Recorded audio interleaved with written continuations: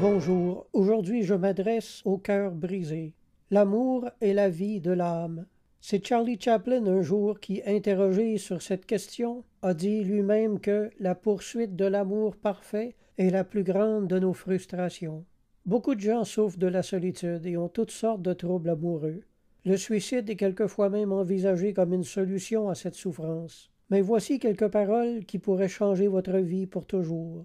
Ils sont tirés du livre L'imitation de Jésus-Christ par Thomas à Kempis, et il a été écrit au XVe siècle. L'amour de la créature est trompeur et variable. L'amour de Jésus est fidèle et persévérant. Celui qui s'attache aux créatures fragiles tombera avec elles.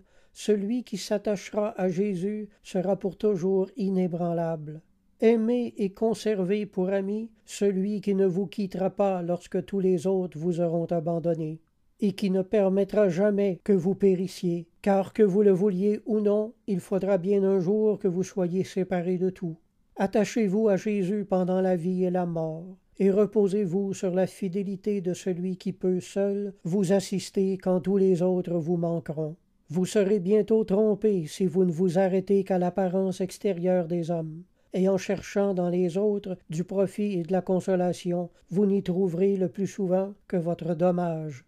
Que Jésus soit donc, entre ceux qui vous sont chers, votre souverain bien-aimé. Jésus seul doit être aimé d'un amour singulier, parce que de tous les amis, c'est le meilleur et le plus fidèle. » Fin de citation.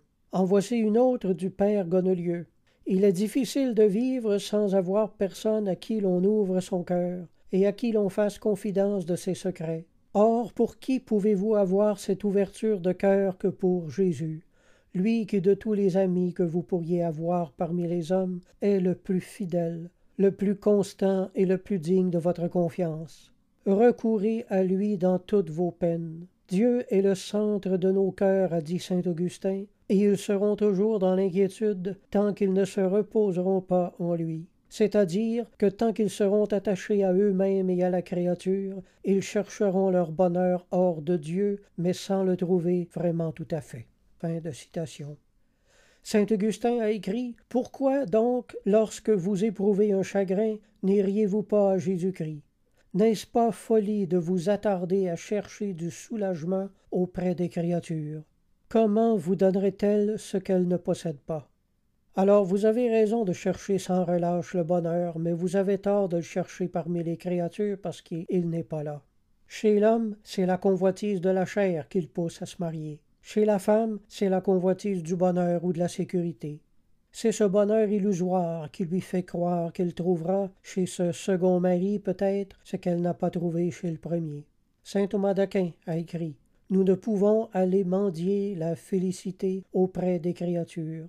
Nous devons tout attendre du Christ. » La Bible dit en Jérémie 7, verset 23, « Mais voici l'ordre que je leur ai donné. Écoutez ma voix et je serai votre Dieu, et vous serez mon peuple. Marchez dans toutes les voies que je vous prescris, afin que vous soyez heureux. » Si ce message vous a touché, je vous invite à fermer les yeux et à faire avec moi cette prière.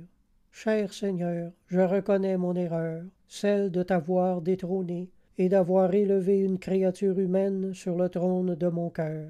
J'ai tant souffert de ce dérèglement d'affection. Reprends la place qui te revient de droit. C'est à toi que je dois le premier amour dans ma vie. J'accepte Jésus comme Sauveur et Seigneur, et je place toutes les créatures en second.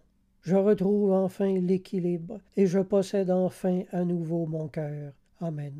Je vous encourage à vous procurer une Bible et à retourner à l'Église. Si vous avez des questions, mon adresse courriel est jocelyn041a@hotmail.fr. Alors je vous dis à la prochaine. Gardez la foi et la foi vous gardera.